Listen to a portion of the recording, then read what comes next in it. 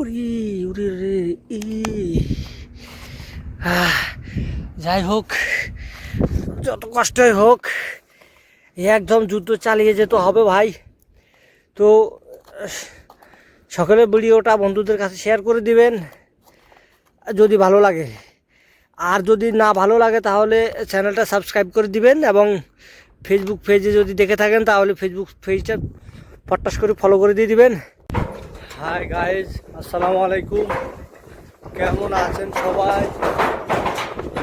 আশা করি সবাই ভালো আছেন। আরে ভাই ছুটঠাক শুরু হয়ে গেছে, ছুটকাট শুরু হয়ে গেছে। কী করবো, কই যাবো, জিয়ানে যাই এনে শুধু অশান্তি আর অশান্তি। শালা যদি বাইরে তাহলেও দেখা গেছে বাতাসে ঠেলি আবার রুমের দিকে ভরিয়ে এলাইতে, আর এখান দিয়ে আবার বালু হিড়িয়ারি সব সাদা বানা আলাই দেয় আর কি।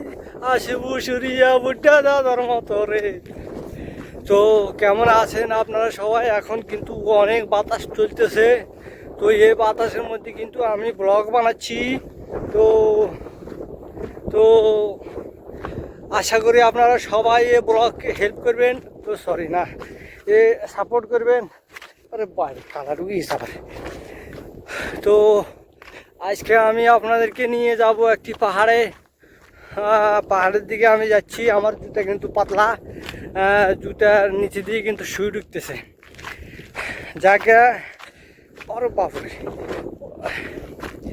তো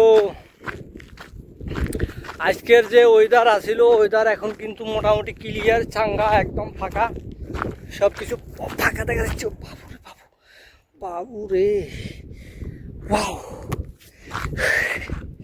এই একদম জুতা মুতে সিঁড়ি সব ঢুকে গেছে আমার বইরে দি। তো দুপুরবেলা যে একটা ওয়েদার আসিল, ওই ওয়েদারে বাইরে হওয়াটা একদম অসম্ভব আসিল। যেমন বাতাস ঠিক তেমনই ছিল বালু।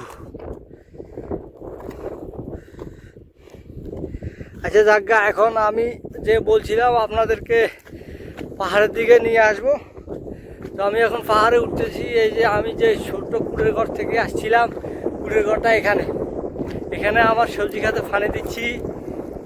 পাহাড়ে উঠে গেছি।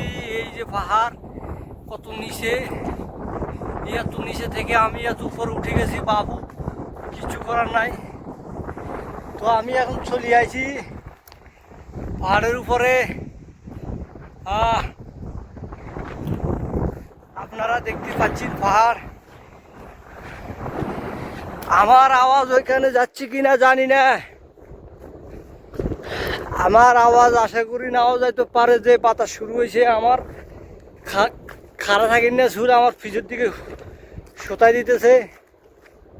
তবে আমি যেখানে আসছি দর্শক, আমি যেখানে এখন এসেছি দর্শক, শুদ্ধ বলতে হবে, আঞ্চলিক বলা যাবে না একদম, কারণ আমাদের ভাষা বাংলা।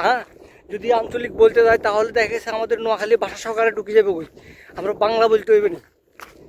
তো এখানে কিন্তু কুত্তার ভয় আছে, সরি আবারও ঢুকে গেছে নোয়াখালী ভাষা। এখানে কিন্তু কুকুরের ভয় আছে। এখানে কিন্তু অনেক কুকুর থাকে, ফাঁকে ফাঁকে আমাদেরকে তাড়া করে। আরে বাপরে, আবারও ঢুকে গেছে রে। আচ্ছা তাকে বলে দি যদি শিট শিট, একদম শিট। ও এই যে এগুলো আমার বলে দিয়ে ঢুকে যেতেছে, এখান দিয়ে ঢুকতেছে, কিন্তু ওইখান দিয়ে আমার শুলে দিয়েছে। শিং মাছে কাটা দিলে যেরকম হয় আর কি, একদম ওইরকম ভাল লাগো। উরি উরি রে ই যাই হোক, যত কষ্টই হোক একদম যুদ্ধ চালিয়ে যেতে হবে ভাই। তো সকলে ভিডিওটা বন্ধুদের কাছে শেয়ার করে দিবেন যদি ভালো লাগে, আর যদি না ভালো লাগে তাহলে চ্যানেলটা সাবস্ক্রাইব করে দিবেন, এবং ফেসবুক পেজে যদি দেখে থাকেন তাহলে ফেসবুক পেজটা ফটাস করে ফলো করে দিয়ে দিবেন। যাক, তো আমি এখন আসছি পাহাড় থেকে। আমি একদম পাহাড় থেকে কিন্তু আমাদের এই যে ওখানে পাহাড় ছিল, পাহাড় থেকে আমি আসছি এখানে। তো এখানে কিন্তু আমার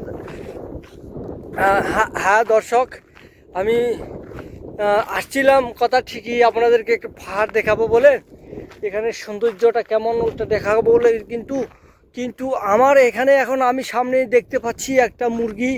যেহেতু আমি মুরগির খামারে কাজ করি, সেহেতু আমার এখানে মুরগি দেখতে পাচ্ছি। এখানে শিয়াল বেটাও থাকে, সরি শিয়াল মামাও থাকে। তো যে শিয়াল মামার কথা বলছি, আসলে শিয়াল মামা হয়তো এই মুরগিটা এখানে চুরি করে নিয়ে এসেছে। আমাদের ওইখানে যেখানে আমরা মরা মুরগিগুলো রাখি, সেখান থেকে চুরি করে নিয়ে এসেছে, কারণ শিয়াল মামার অনেক বুদ্ধি।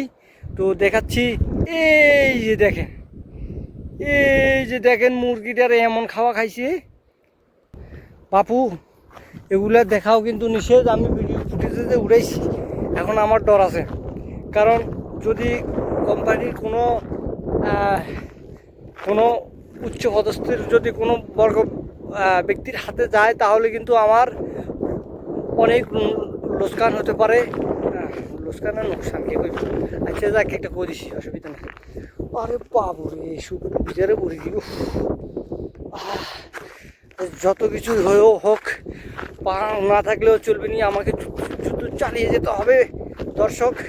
তো আজকের জন্য এখানে ব্লগ শেষ করলাম। ভালো থাকেন, সুস্থ থাকেন, আর এবাদতের সময় হলে এবাদত করেন। তো আজকের জন্য এখানে বিদায় নিলাম। খুদা হাফিজ।